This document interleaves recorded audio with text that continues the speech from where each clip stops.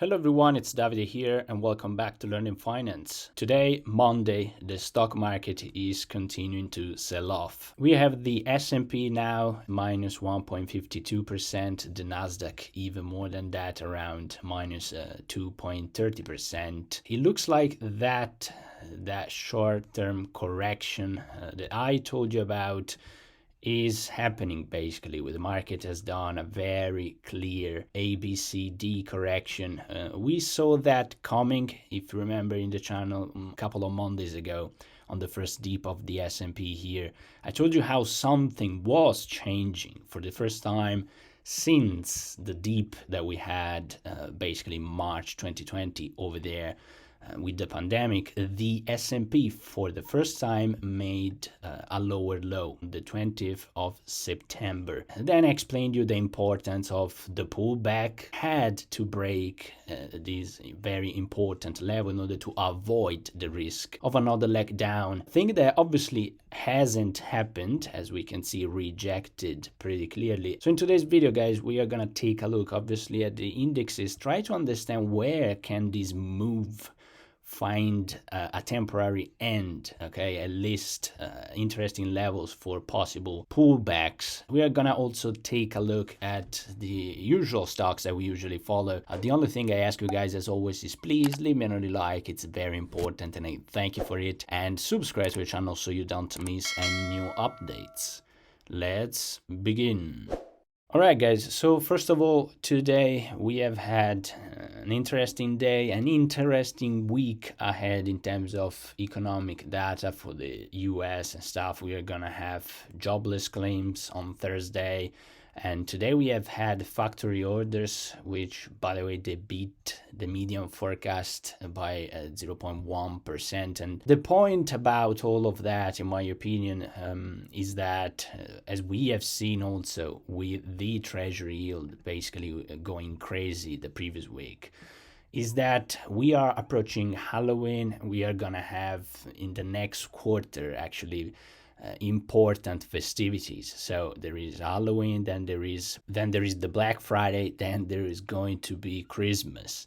And so the market is expecting lots of expenses. We know that the China shortages problems are a problem. Lots of those expenses are actually anticipated. Another thing is that the Delta type of the pandemic is not worrying people anymore, especially in the US, which means even more expenses. So the market is expecting all of that stuff. And the problem that's happening is the same rinse and repeat that we had over there. Inflation, okay? So inflation, tapering, all that kind of stuff. Obviously, you put together this whole Chinese mess with the Evergrande situation. By the way, it looks like that they were gonna announce a potential 51% transaction, okay, so a buyer that maybe can come in and try to save the situation. Anyway, despite all this news and stuff, you know that what I like to do in these cases is to take a look at prices, because we can kind of see things come before they actually tell us over there. So we have had this interesting correction. Where can this go? Now, in terms of pure technicalities, if it is a ABCD correction, actually what you have is that two legs, you can expect the same strength with the second leg, okay? Now, you see how. First of all, let me just show you one interesting thing. Today, if the market closes here, where it is right now, the confirmation would be that for the first time, we are closing at a lower low of a lower low in the S&P. Now, what that means is that the short-term trend will be changed, okay, with a confirmation of it. Now, clearly, that doesn't mean that the market is going to crash 60%. What that means is that something is changing, something has started to change compared to this huge bull period. What I will do, obviously, I will not freak out, but I will be careful with short-term options, okay? Because if the market decides to change the short-term trend, take a breath. it might be that it's not going to be the moment as it used to be for 1 year and a half, especially if you joined the stock market with the coronavirus crash. It might happen that it will take a while to be back to interesting levels. Okay, so short-term options, be careful with that, because well, by the dip, yes, it works, but in the recent past, actually has worked in terms of days. Now it might take a little bit longer. Anyway, as we have seen over there, we might have, in terms of technicalities, that the S&P at least might still have a little bit of room, in my opinion, before ending this correction, at least in the short term. Potential levels that I'm watching are actually here, compare with the previous lows over there, and basically in this orange square, okay, between 4,250 and 4,200. That would mean that the S&P has still the possibility to do at least another 1.5 in negative. It would be deep if we get a touch on the 200 moving average. That's not impossible. However, it will be kind of a deep leg down, second leg down, if it does that. However, when we take a look at the Nasdaq, we realize that is already touching very important levels, in my opinion. Nasdaq, which, look at that, we are today touching this important positive trend that the market is actually maintaining and respecting since June 2020. That's a pretty clear long-term trend. Here once more we have that. If we consider another ABC correction like we did with the S&P 500, what we have is that the Nasdaq has already, in terms of technicalities, reached the end of this correction. End of this correction, which comes together with a previous support and the trend line, okay, the actually 1 year plus positive trend line. Now, what does that mean? It means that very likely, in terms of likelihood, obviously, because no one can predict the future, but the Nasdaq might be at a key point, okay, in terms of at least taking a breath from this leg down, okay? Might expect a little bit of a bounce in the next days, okay? This is what all of that tells us. Now, in case of the Nasdaq confirming a breakout of this trend line, that would be a big sign of weakness, okay? Meaning that trend is approaching to a change in terms of especially short-term stuff. It will not be a sign of strength by the overall market. And once again, I'm gonna tell you once more, be careful with short-term options, okay? Be careful with them. Then guys, let's take a look at Tesla. Tesla, which, by the way, they beat expectations in deliveries, 241,000 against 220,000 given by analysts.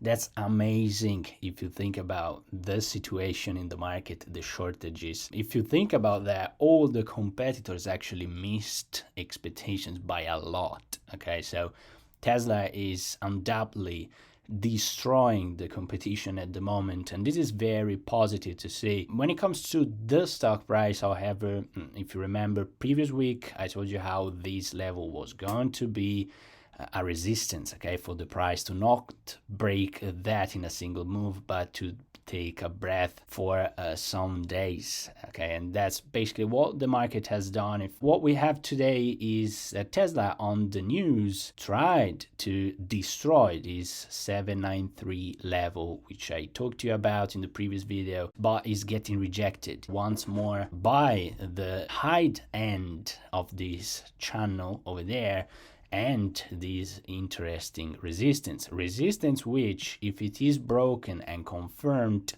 could push Tesla to test all-time highs, okay? However, the market is rejecting it once more today. We will see actually in the next few days what the market will be able to do. I think that the whole situation over there is pretty related to what the Nasdaq will do. If the Nasdaq will bounce from these important levels, then it might be that Tesla will finally be able to break and confirm above those levels, okay, approaching the $800 level and confirming there. However, we are still in this positive trend line. As we can see, this channel is pretty clear, and so as I told you in previous videos, do not be surprised or worried if you actually see a potential correction over there, okay, because all of that will be just normal price action. Then guys, what we have here is Alibaba, which, if you remember previous videos, I told you how it was behaving exactly as a falling knife, meaning that I suggested then do whatever you want, but if you want to avoid a little bit of risk on remaining stock in terms of adding more shares, you could wait until the stock actually breaks this very clear negative trend line over there. In the previous video, actually, we were just over there breaking below these 150 levels. Then I told you, look, it's not going to break that in a single move, in my opinion. The stock pulled back here, got rejected once more, making another lower lows. I told you the next important level is $130 per share, which, by the way, Alibaba has to show strength over there. Okay, we see that it is one of the last possible supports for Alibaba stock. If it breaks even that, then I'm afraid that the stock can reach $100 per share. Okay, so keep an eye on this 130. In my opinion, Alibaba has to show a little bit of reaction, but so far it is the falling knife behavior. Okay, so lowered lows, lower highs, lowered lows, lower highs, and so on. So if you want to at least reduce the risk of remaining stuck, wait for a breakout of this trend line. JD.com, sadly, I told you the importance of this 72.35 level. JD broke below that once again, meaning that it is very likely now that is gonna close in the next few days this $66 gap that we are having over there. And then Palantir Stock, which I told you how this 23.60 with the trend line could have been a place of a short-term bounce, and this is what basically we had on the last Friday. It's pretty clear to see this perfect bounce, I would say. But today, boom, we are breaking below that. The market is absolutely not strong enough. We broke that level, waiting for a confirmation on the close, closing below 33.69. The market today has closed basically the gap formed on the 11th of August over there at 23.07. I told you in the previous video with the fundamental analysis how I do see Palantir's value being reasonable in terms of not buying a premium in this orange square over there, okay? So between $20.21 per share and even below that, even better. With the breakout that we are having today of this support, it might be that Palantir can really reach the low 20s once more, okay? That would be a nice time, in my opinion, to patiently load up more shares if you like the company for the long term. So I hope you find the video interesting, guys, and tell me what do you think about that. Will we have a bounce on the Nasdaq, especially in the tech companies after this correction has completed, or will the market continue to move lower by breaking basically the 1 year plus bullish trend that we are having so far? Leave me down a comment, subscribe to the channel if you want, and as always, guys, have a wonderful day.